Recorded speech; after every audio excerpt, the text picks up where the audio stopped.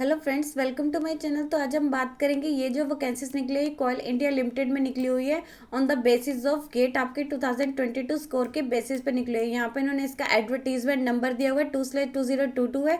यहाँ पे लिखे कि the CIL invites application from young and energetic and domestic person for the through. आपने जो ऑनलाइन एप्लीकेशन से जो अप्लाई करना है फॉर मैनेजमेंट ट्रेनिंग के लिए जो यहाँ पे वैकेंसीज निकली हुई है। यहाँ पे इन्होंने डिसिप्लिन बता रखे हैं। आपने जो गेट 2022 में सिक्योर किए होंगे मार्क्स उसके बेसिस पे है।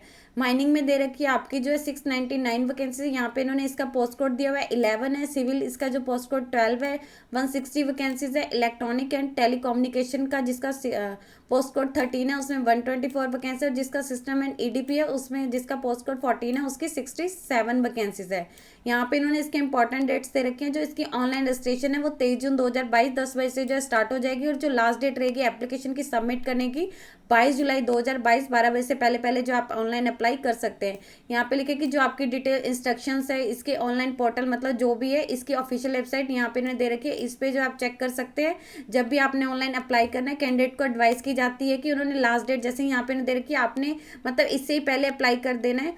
देन सबमिट दियर एप्लीकेशन आपने मतलब विद इन टाइम के अंदर आपने जो अप्लाई कर देना है। अगर आप में कोई भी ऐसे डिले वगैरह है तो इसके लिए CIL रिस्पॉन्सिबल नहीं होगा। देन कैंडिडेट अपने जब भी उन्होंने अप्लाई करने से पहले before making any entry and selecting option तो आपने इसके एडवर्टीजमेंट को अच्छे से रीड कर लेना कि आप इसके लिए एलिजिबल है नहीं है।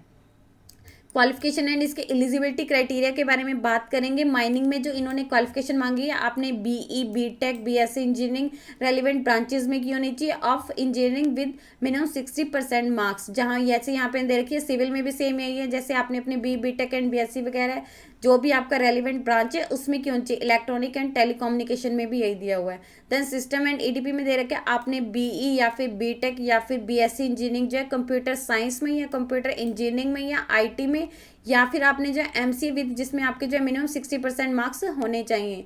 नेक्स्ट यहाँ पे दे रखे BE आपकी BTech है या BSc है। लिखे कि MCA किसी भी रिकॉग्नाइज इंस्टीट्यूट से होनी चाहिए और आपका जो है ये जो भी आप स्टडी वगैरह BE BTech BSc या MCA regular full time course होना चाहिए। यहाँ पे इन्होंने मिनिमम क्वालिफाइंग मार्क्स दे रखे हैं। अगर आप general category unreserved OBC non creamy layer या इकोनॉमिक वीकर सेक्शन कैटेगरी से बिलोंग करते हैं तो यहाँ पे जो मिनिमम क्वालिफाइंग मार्क्स दे रखे हैं वो 60% रहेंगे। और अगर आप SC ST person with disability है तो उन्हें 5% की रिलैक्सेशन दी हुई है यानी उनके जो क्वालिफाइंग मार्क्स रहेंगे वो 55% रहेंगे।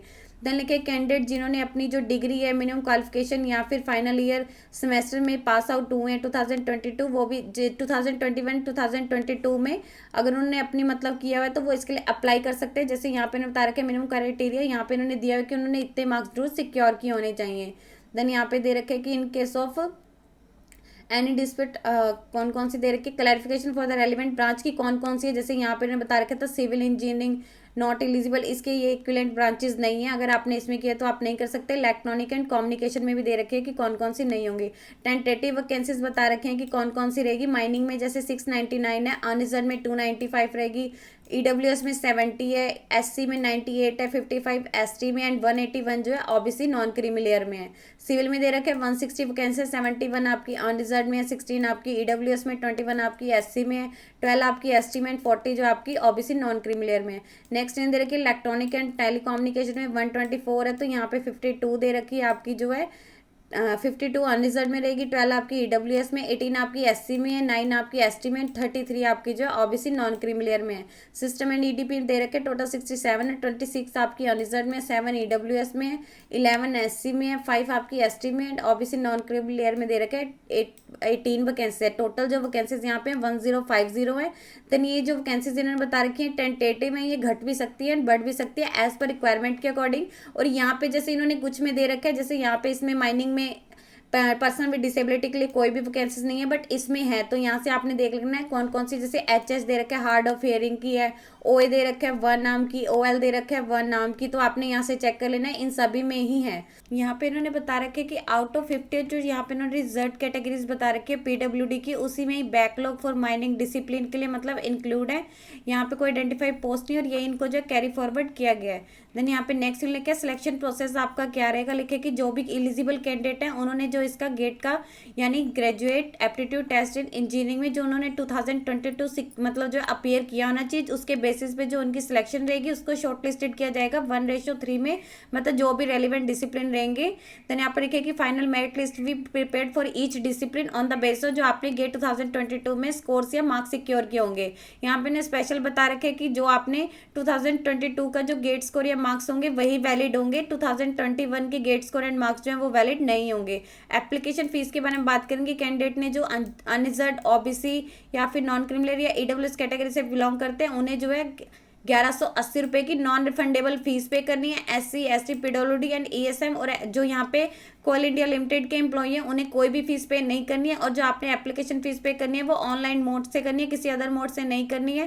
देन यहाँ पे दे रखे जो CIL है रिस्पॉन्सिबल नहीं होगा अगर आप किसी गलत अकाउंट में अपनी जो है फीस डिपॉजिट कर रहे हैं और आपने जो फीस डिपॉजिट किया उसे किसी भी सर्कमस्टांसिस में जो है रिफंड नहीं किया जा सकता। इसलिए कैंडिडेट ने एडवाइस की जाती है कि वो उन्होंने मतलब अपनी अप्लाई करने से पहले इसके एलिजिबिलिटी क्राइटेरिया को अच्छे से चेक कर ले। अपर एज लिमिट दे रखी है 30 ईयर्स रहेगी, जो आपकी कंसीडर की जाएगी 31 मई 2022 तक। Unreserve category and EWS candidate के लिए यहाँ पे उन्होंने रिलैक्सेशन दे रखी है। ओबीसी नॉन क्रिमिनल वालों को 3 ईयर्स की रहेगी, SC ST वालों को 5 ईयर्स की रहेगी, और जो person with disability general category में आते हैं उनकी 10 ईयर की रहेगी। ओबीसी नॉन क्रिमिनल वालों को 13 ईयर्स की रहेगी, SC ST वालों को जो है 15 ईयर्स की रहेगी। देन यहाँ पे दे रखे कैंडिडेट हुआ डोमसाइल जिनको मतलब JNK के उनके डोमसाइल है during the period of 1190-80 and यहाँ पे दे रखे हैं उनको 5 ईयर की रिलैक्सेशन रहेगी। एक्स सर्विसमैन को भी यहाँ पे दिया हुआ है, लिखे कि जो उनकी मतलब यहाँ पे अपर एज लिमिट जो है उनकी मैक्सिमम एज दे रखी है जो काउंट की जाएगी 31 मई 2022 तक काउंट की जाएगी। और यहाँ पे दे रखे जो reservation and relaxation for SC ST या फिर OBC वाले उनको अपना रेलिवेंट सर्टिफिकेट जमा करवाना होगा, और जो PWD वाले हैं उनको जो डिसेबिलिटी है वो 40% से ज़्यादा होनी चाहिए। जो भी मतलब इन्हें रिलैक्सेशन या फिर रिजर्वेशन दी जाएगी वो जो भी गवर्नमेंट ऑफ इंडिया के मतलब गाइडलाइंस है उसके अकॉर्डिंग ही दी जाएगी। लिखे कि जो SC ST एंड OBC अगर कोई भी इसमें अनरिजर्व कैटेगरी के मतलब उसमें करना चाहता है अप्लाई तो उसमें कर सकता है। देन अगर नेक्स्ट इन्होंने यही दे रखा है कि कैंडिडेट को कौन कौन सी रिलैक्सेशन रहेगी। अगर कोई EWS कैटेगरी का बेनिफिट पाना चाहता है तो उनके इनकम एंड असेट सर्टिफिकेट जमा करवाना होगा। अदर डिटेल्स दे रखी है, कंपनसेशन एंड पेड दे रखे है। Selected candidate will be placed, उनको जो है मैनेजमेंट ट्रेनिंग और E2 का उनका ग्रेड रहेगा, यानी उनकी जो सैलरी है 50,000 से लेकर 1,60,000 के बीच रहेगी एट द इनिशियल पे ऑफ 50,000 पर मंथ रहेगी। देन यहाँ पे इन्होंने बता रखा है ड्यूरिंग द ट्रेनिंग पीरियड में उनको इतना दिया जाएगा। आफ्टर द उनका 1 ईयर की ट्रेनिंग कंप्लीट होने के बाद लिखा है कि उन्हें जो वहाँ पे कंडक्ट जो भी लिखा है कि यहाँ पे E3 ग्रेड पे उनको नियुक्त किया जाएगा। उनकी जो सैलरी रहेगी 60,000 से लेके 1,80,000 रहेगी, तो उनकी इनिशियल पे जो है 60 ईयर्स रहेगी। देन यहाँ पे पोस्टिंग दे रखी है कि कैंडिडेट को जो है यहाँ पे जो क्वालिफाइड एरियाज के कंपनीज में जो भी इसके एरियाज होंगे वहाँ पे कहीं भी पोस्टेड किया जा सकता है। देन यहाँ पे दे रखे हैं मेडिकल एग्जामिनेशन कैसे होगा, कैंडिडेट ने अप्लाई कैसे करना है। कैंडिडेट ने जो इसकी ऑफिशियल वेबसाइट दे रखी है ऑनलाइन मोड से अप्लाई करना है।